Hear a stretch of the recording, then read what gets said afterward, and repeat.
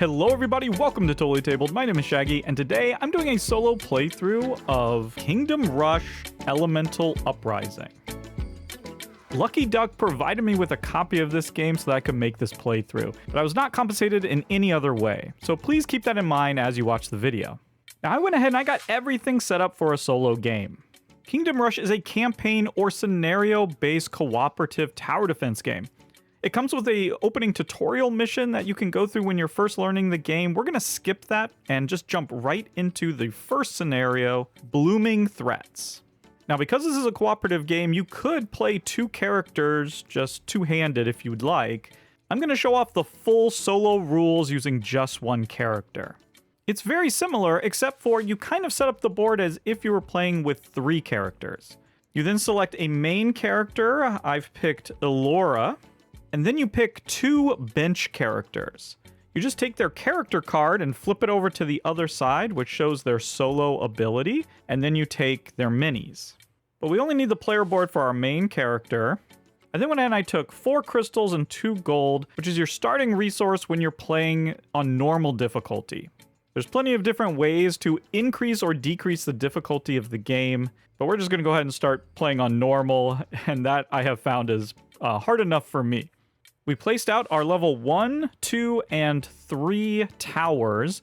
We're not going to need the level 4s for this first scenario. I then set up the board exactly as it shows in the rulebook with our starting hordes and our 2 horde stacks. The important thing to note is we have 3 different colors of building sites. You can see here we have 3 yellow sites, 3 purple sites, and 3 green sites. These are placed in very specific locations according to the rulebook, and normally, like in a 3-player game, each player would be a different color, and those would be the only sites that you could build towers onto. In a solo game, each round, we're going to have to pick 2 of the 3 colors to build on, and one of the colors we won't be able to build on that round. And we're going to keep track of that using our little tokens right here, which I've just messed up.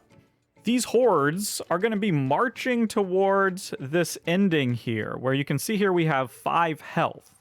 We need to stop them before they get here and do damage to us. You're going to see how all that works as I play, just like I always do in my videos. So how about we just go ahead and jump right in and get started. We're going to be playing for 5 rounds, and each round we have a series of phases, which is outlined on our little helper card here. The first phase, we would spawn new hordes. Except for in the first round, the setup has kind of already taken care of that, so we can skip that phase. The second phase is the meat of the game, where we get to play out our tower cards onto our building locations, as well as play our hero. But first, because we're playing the solo game, we have to pick one of these colors to exclude from building. Each round, we're essentially only going to be able to play on 2 different colors of building sites. Now, I think we should exclude purple. So I'm just going to stick it over here to remind me. And the main reason is that one of the purple sites is right here, and it isn't adjacent to any horde, and so it's really not going to be that useful of a site. So for this first round, we're only going to be able to build on yellow and green sites. We can now start playing our towers and our hero in any order that we want. We begin the game with 5 different towers, all level 1. We have 1 mage guild, 2 archer towers, and 2 militia barracks. It shows the level on the bottom right, and then on the bottom left, it shows what type of damage it's doing. There's essentially 3 different types of damage. You have physical damage, magical damage, and then pure damage, which none of these towers have. On the top of the card, it shows which polyomino piece that you get to place onto the horde. And our goal is to cover up each of the enemy spaces that are on each of these hordes. That's how we defeat the horde. So let's maybe show that off by taking our mage guild and placing it here at that building location. It's yellow, so that's active this round. And I've turned it to face this horde because if you see that little arrow there, that's pointing straight ahead. That's the only direction that this particular tower can attack. And then you can see it's going to do that sort of L-shaped damage, which is this piece right here. So that means we get to place this piece onto this horde however we want. We can flip it, we can rotate it however we want. And our goal is to cover as many of these enemy spaces as we can. Now, we have all these blank spaces. We could cover those. That's fine, but we don't need to.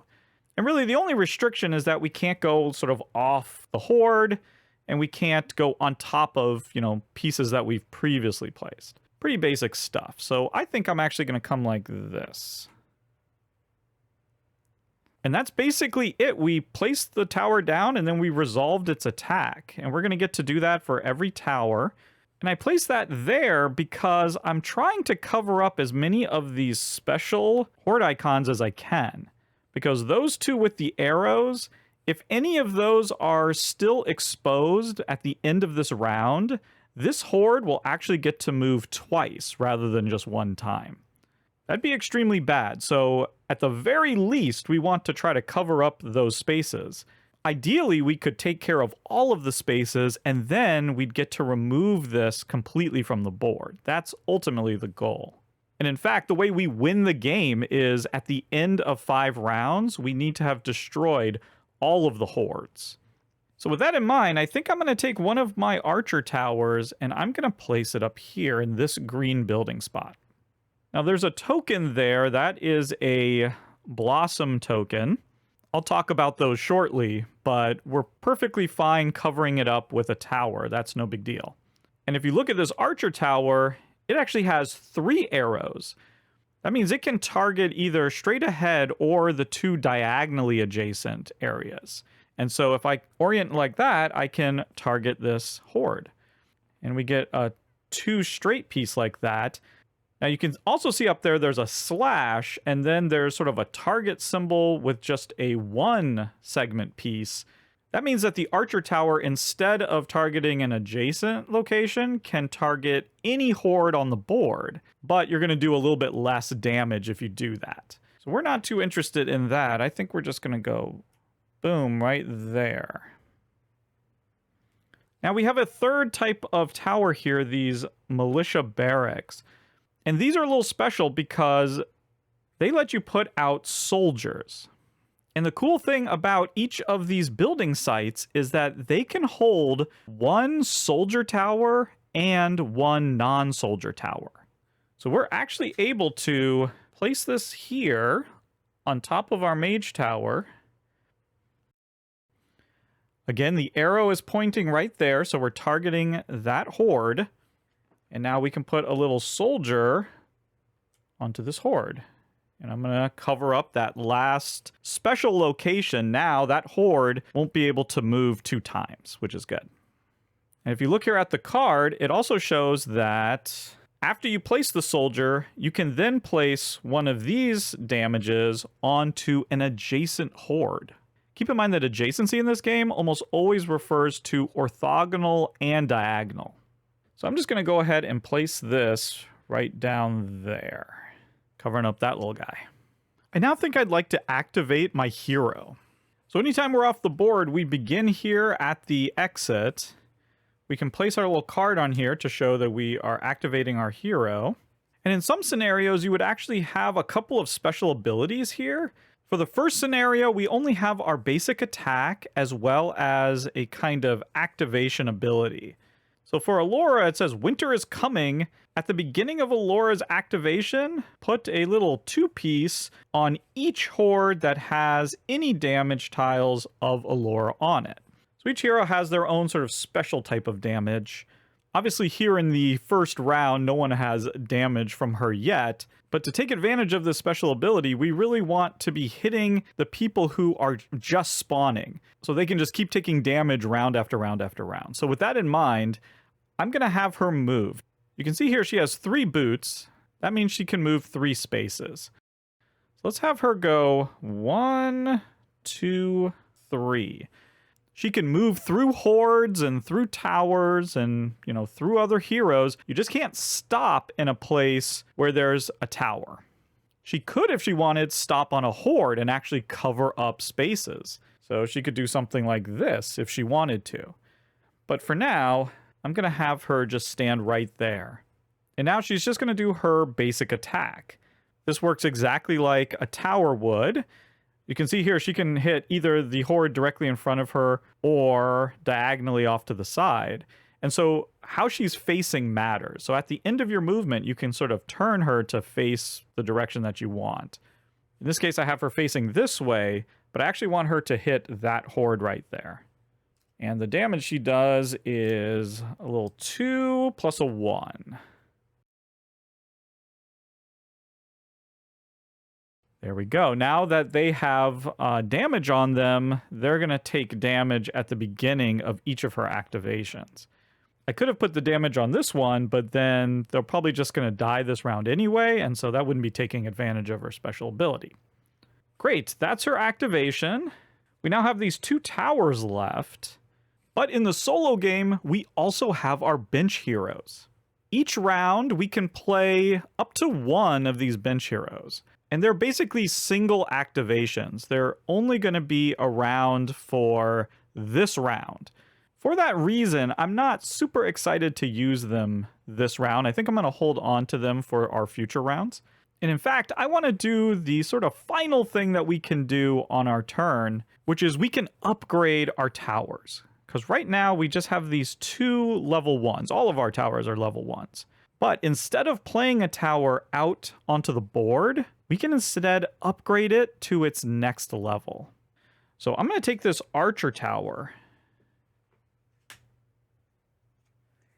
and I'm going to upgrade it into this marksman tower. It's basically exactly like the previous tower, except for it does 1 damage more. And then we just place it up here in this incoming towers area. We can't use it this round, but it'll be available next round. And honestly, I'm going to do the same thing with our militia. We're just going to go ahead and upgrade it here to this footman's barracks. And there we go. I think I'm done taking actions. I'm going to pass now, and we're just going to move on to the next phase. As you can see on our helper card here, the next phase is to destroy our hordes. So if we had completely covered up all of the horde spaces on one of these tiles, we would get to remove it at this point. And we get a little reward. You'll get to see that coming up here. We didn't destroy anything this round, but that's okay. We can then flip our card over here, and we can go to phase 4, which is to activate the hordes. Basically, each of these hordes is going to have an opportunity to move forward 1 space. So this one just gets to move forward right here. This one would get to move forward, but it has a soldier on it. And any one of these horde trays that has a soldier or a hero mini on it, they don't move. Instead, they do 1 damage to the soldier and to the hero. Soldiers only have 1 hit point, so they just get removed. The heroes have a few more. Alara here has 2 hit points, basically, before she gets knocked out. But she's safe. She's off to the side. And so there we go. That's that horde's activation. They don't get to move. Now, this horde does get to move forward. There's a horde in its way, so it just hops over it. Just like that. And there we go. We've advanced all the hordes. We now get to go to phase 5, where we get to pick up all of our towers that we've placed out. We get to get our incoming towers as well.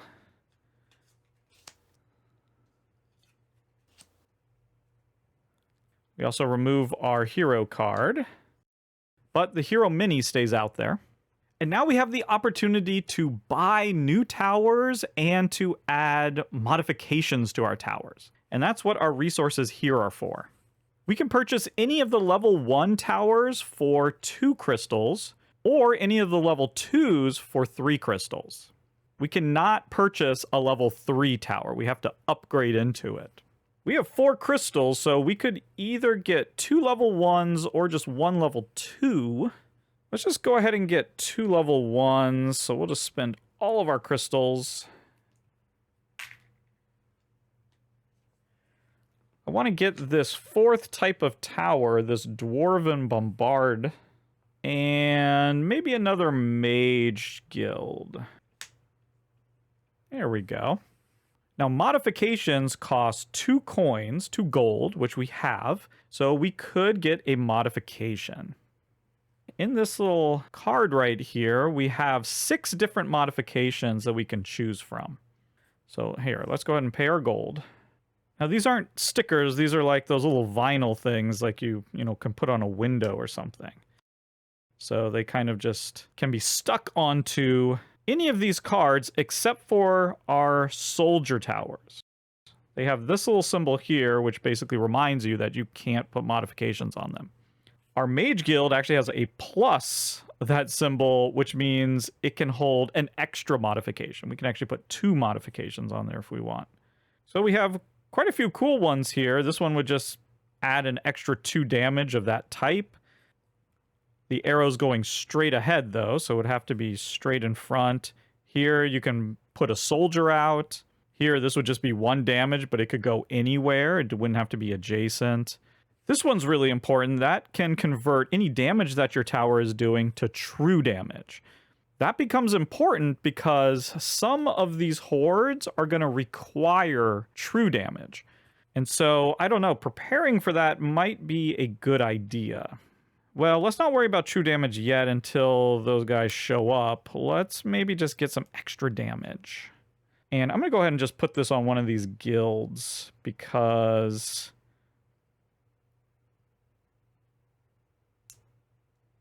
So now we'll just do a little extra damage. Perfect. And there we go. That's the first round completely done.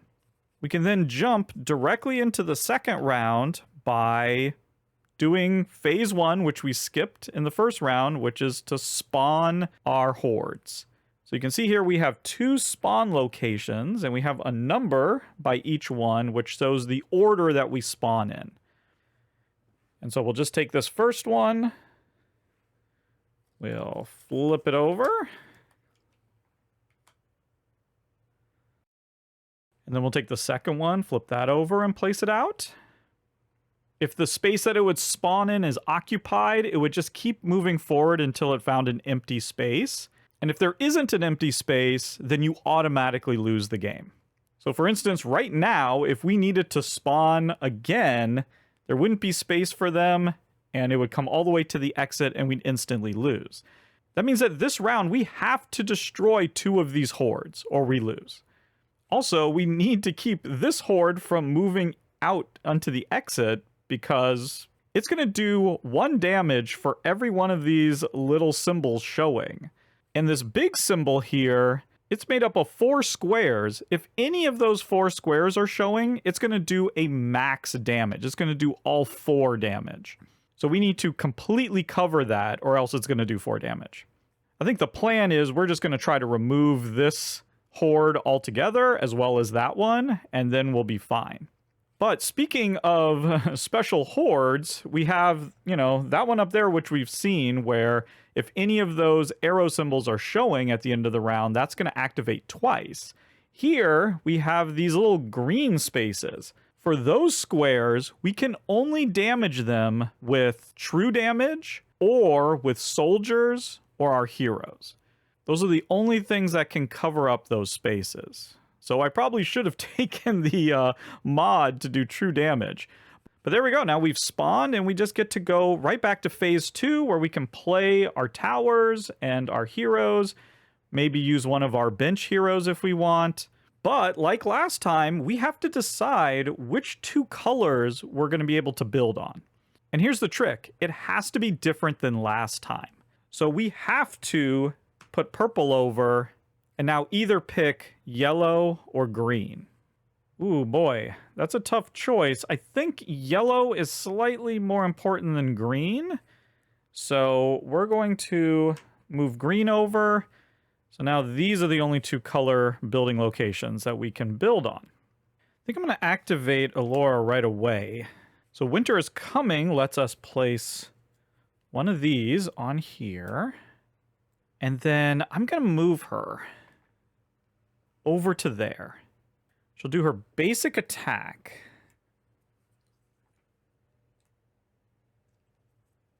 Just like that. But if you've noticed, she's entered a space with a blossom. So we're going to flip that over to its withered side, and we get to activate its special ability.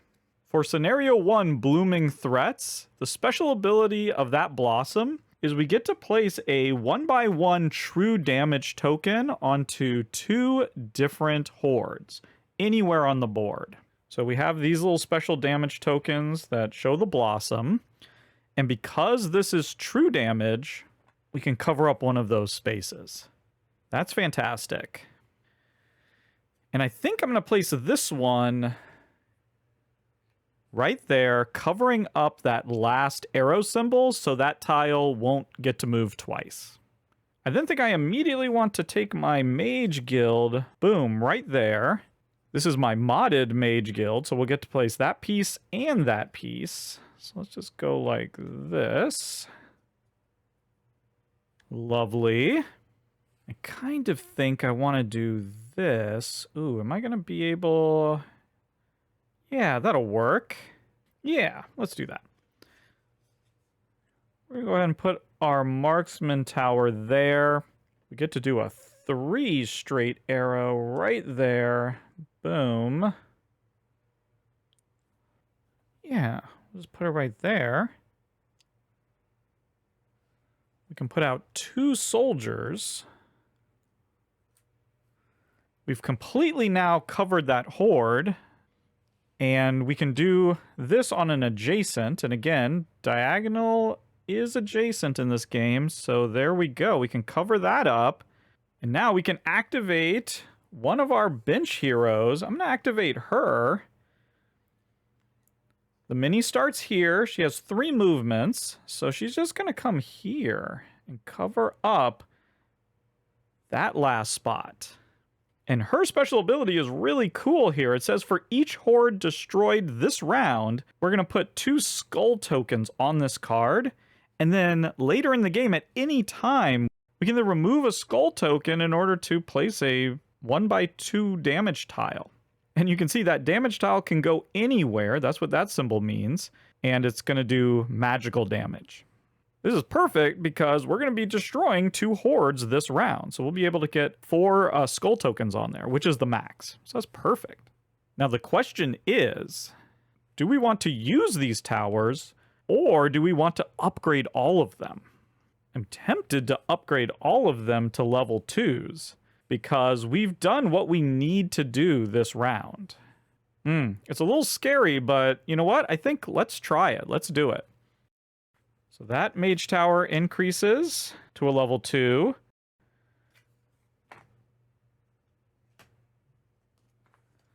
Level 2 barracks there.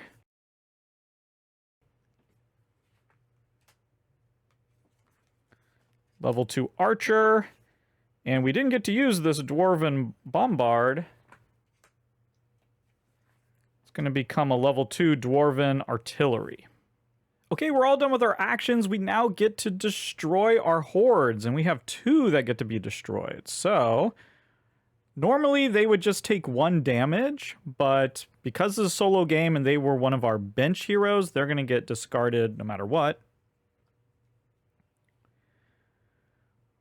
We then remove all of these tokens, and we flip this over to show our reward for killing it, which in this case is just 1 gold.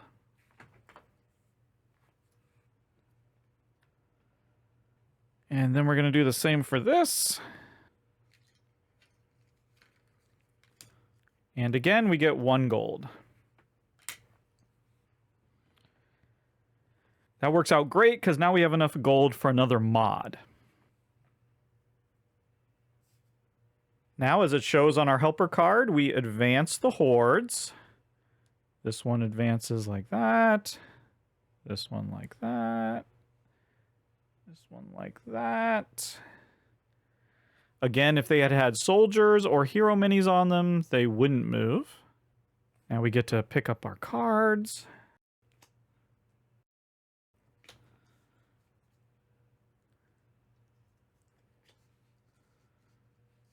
And we get these guys.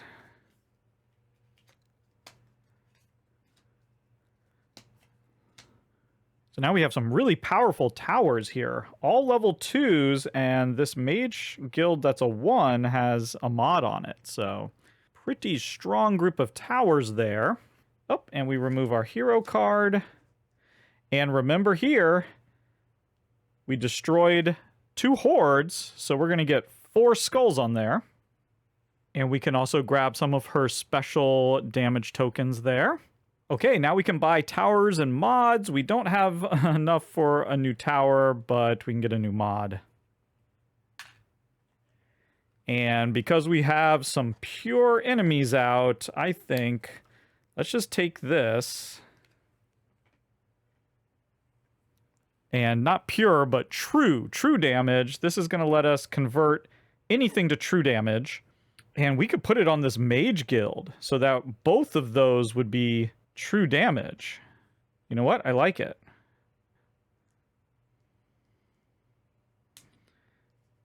And because it's a mage guild, it can hold an extra mod. Normally, they can only hold 1 mod. Cool, cool. All right. That's the end of round 2. We now start round 3 by spawning. We're going to spawn this guy first. And he's going to find the next empty spot. That's not good. Oh my goodness. Look at all of that. We need so much true damage. Or soldiers and our heroes.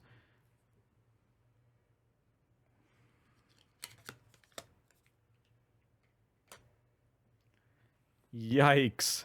And that horde has true damage, folks, and a ton of double movement. And once again, we're completely filled up. So that means we have to, this round, destroy 2 of these or we're going to lose. Oof. Not good. Not good.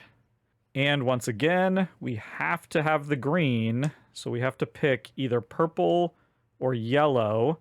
Ooh, boy. I think we probably want to try to take care of probably these 2. And then we can put like a soldier on here to keep this one from moving. And then we'd also have to put a soldier on that one to keep that one from moving. I think that's the plan, maybe. In that case, purple only helps with this one. Yellow, I think yellow is more important than purple, so we're gonna move purple over. All right. There we go. Now we can start placing our towers. Okay, straight away. This is all pure. I keep saying pure. True. True damage. Because of our mod. I then want to activate this hero right here. He has 2 movements, so we're going to go 1, 2. He's going to land right there. And his special ability is he has his own special sand warriors. And these guys are awesome. They basically have protection, which means that they don't get destroyed. They're going to always be in play. And each round, they can move up to 2 spaces. So we're going to go ahead. We're going to put 1 on here. And remember, that sort of counts as true damage. So they can go on one of these green spaces. And have them come up here. Let's activate Alara. Gonna have her move there. She's gonna cover that area and face this way. Oh, and actually, winter is coming. Don't want to forget that. Put that there. And there. And now she can do her basic attack.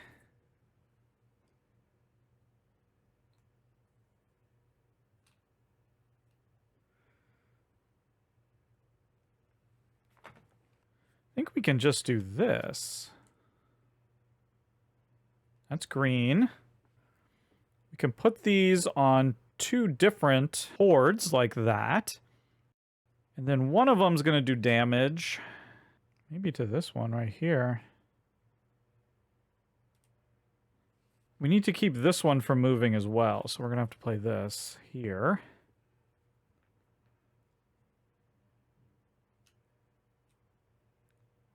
Put that there, and this one here. I guess it doesn't really matter. And we'll put a little bit of damage on there. Okay, and now we kind of have to decide, do we care about taking out this guy? Or do we just want to upgrade? Because Once again, we could just upgrade all of these to level 3. Yeah, you know what? Maybe it's crazy, but I'm doing it.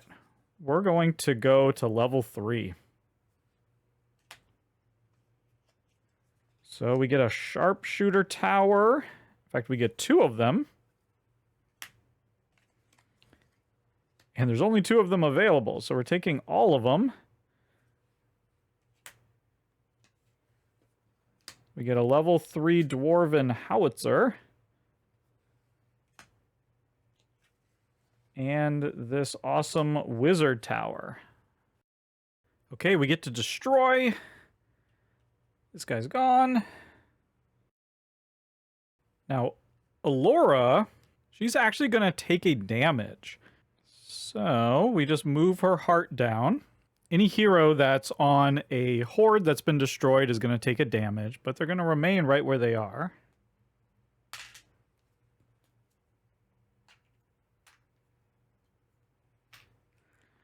Okay, we can flip. And, ooh, with this one, we get to choose whether we want a gold or a crystal. Let's see, who's getting destroyed here? Let's destroy them and see what we get.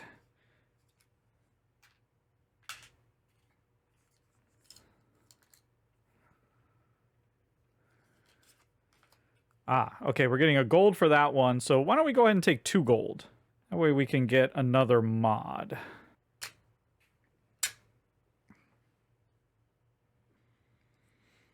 Okay. Now, this horde would move, but it's got soldiers, so it destroys them instead.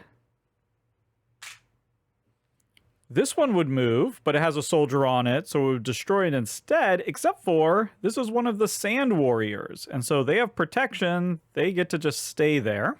And similarly, that sand warrior is doing the same thing. So this would activate. The sand warrior keeps it from moving. And then because of the fast arrows that are showing, it activates again, but the sand warrior keeps it from moving again. So those sand warriors are pretty freaking strong. They're cool. So now we just get our stuff back. We now have a bunch of level 3s to play with. So we are incredibly strong. We can get a mod. I like the idea of being able to sort of throw around this wizard damage wherever I want it. So I'm going to go ahead and put that there. So now we can just put those anywhere. And on to round 4. We're spawning. This one spawns first. Now this one spawns. It needs to go here. And so our hero has to retreat.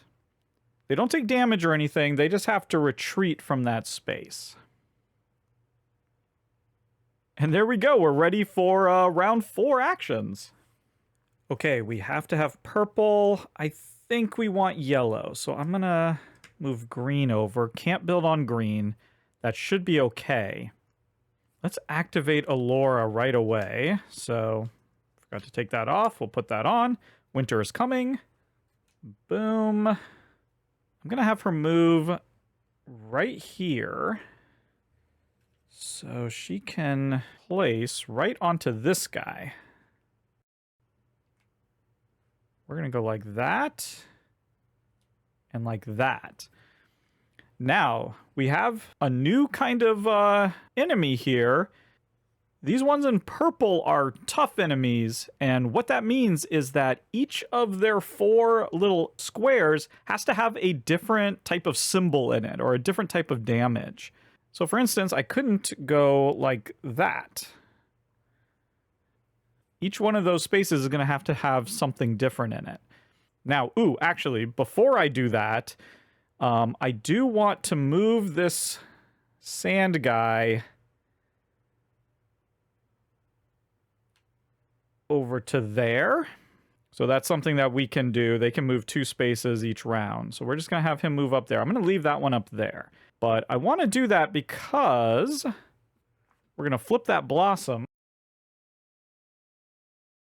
This is true damage, so we're going to put a true damage right there and up there. Again, that can go anywhere. And then check out this. We're going to spend 2 of these. Boom. We can place 2 of these out anywhere, and this is perfect.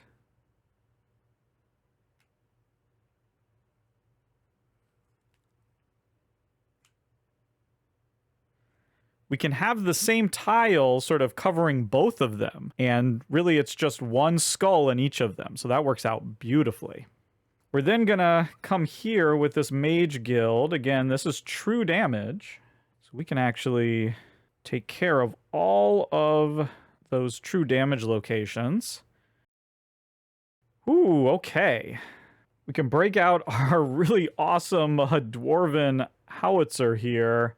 I think this is a fine location for it. This guy can put out that 2 damage in every adjacent horde. So this one, and that one. That's amazing. And that little explosion in the middle of those arrows means that it hits each one. You don't have to just pick one. It hits each one. Crazy powerful. So boom, like that. Boom. And boom. Woo! So we've almost completely destroyed that guy. We got to destroy 2 of them. So we're going to try to take this guy out for sure. So I have this sharpshooter. Yeah, I mean, this seems like a good spot for the sharpshooter. Can hit this guy. It's slightly wasteful, but that's okay.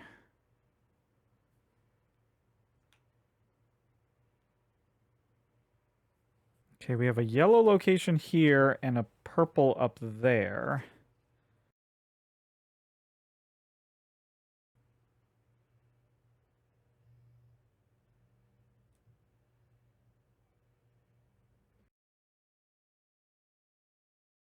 Okay, so now we just need to fill that one spot with some other different type of thing. And that's what this wizard tower is for. This will go here, but because it has that mod on it, it can shoot anywhere. I think one of these can go here. And then this could go onto this.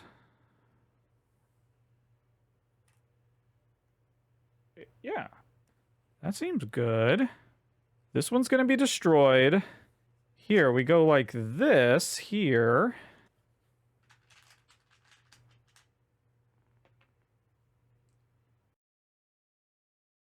I can move this. I don't need to put that there. I can put this here.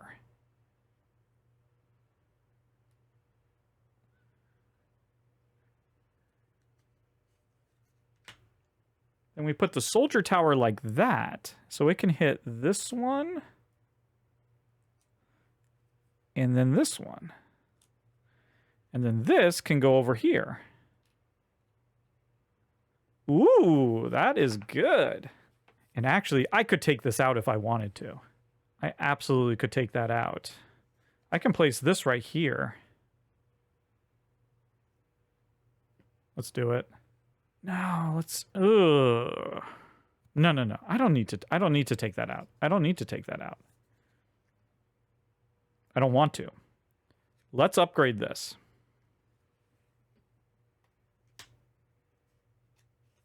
We'll go ahead and get a level 3. Okay, there we go. I think that's it. I think that's what we want to do, right? Yeah, I think that's good. So we're going to destroy the hordes. This one's gone. Boom. Let's see what we get. Ooh, okay.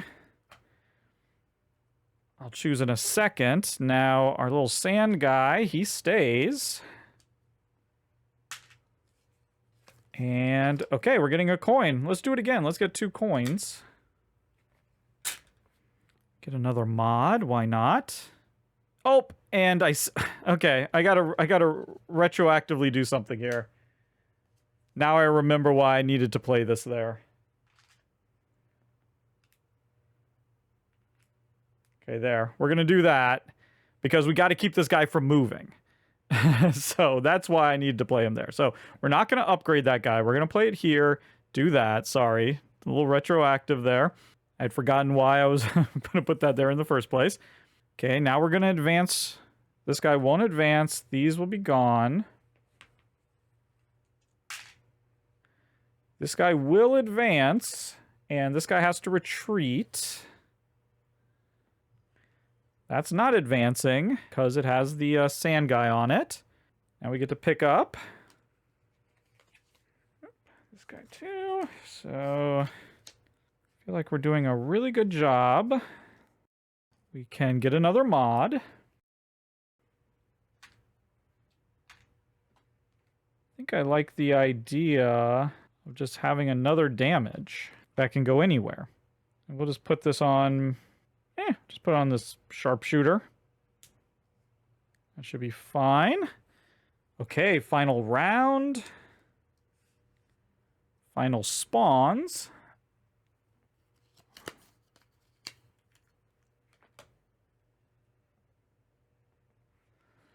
It's gonna come over here. This guy has to retreat. Okay, there we go.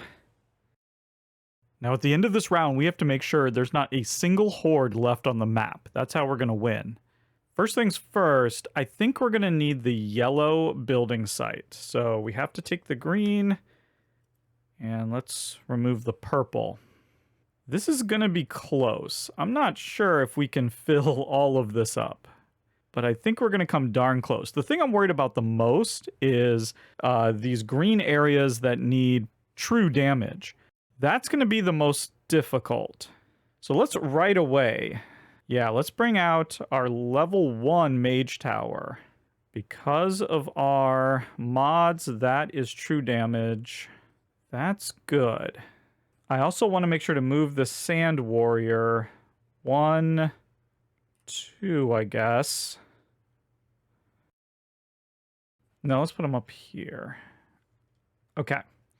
So we can go ahead and we can throw this in.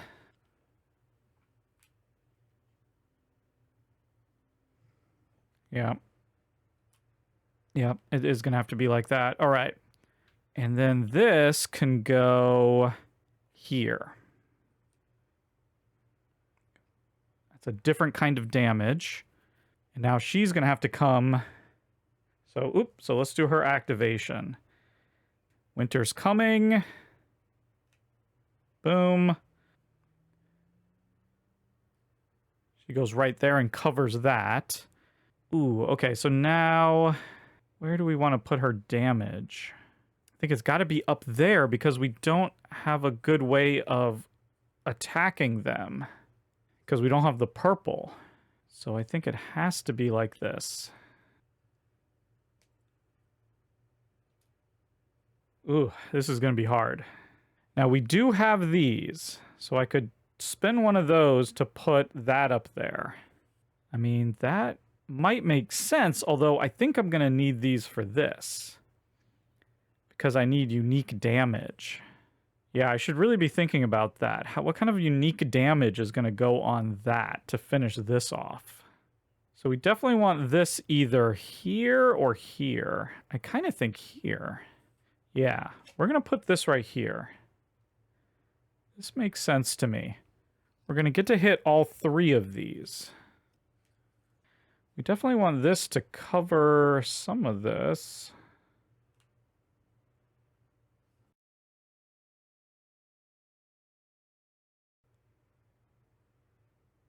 Okay.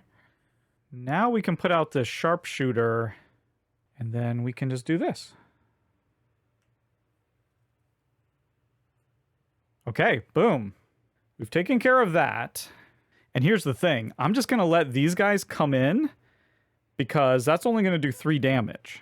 And so we don't really have to take care of those 3 guys. We can just let them leave.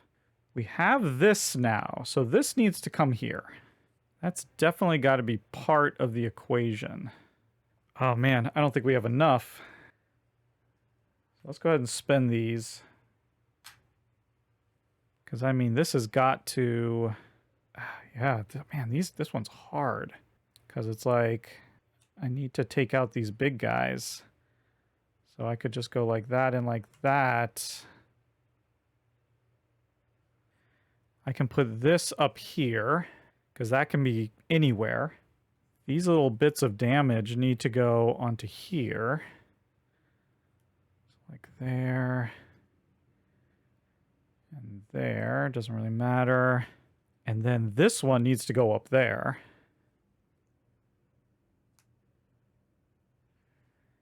So this one's fine. We've taken that one out. We've taken that one out. We just have these two to worry about. And we can actually afford to leave one of these, because that would be fine. So it seems like we have to put this here. And we have that little extra one there. So we can go... Okay, yeah, this little extra guy has to go here. This can take out that.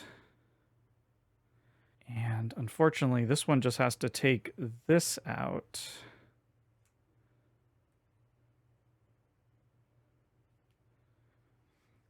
Ah, we're not gonna be able to do it. We're gonna be just short. So close. We're then gonna face this up here like this. We'll put these two on here. And then this can come right here. Oh, we're going to be 3 spaces short. That's it. So close. Man. Well, here, we can go ahead and play it out. This gets destroyed. That gets destroyed.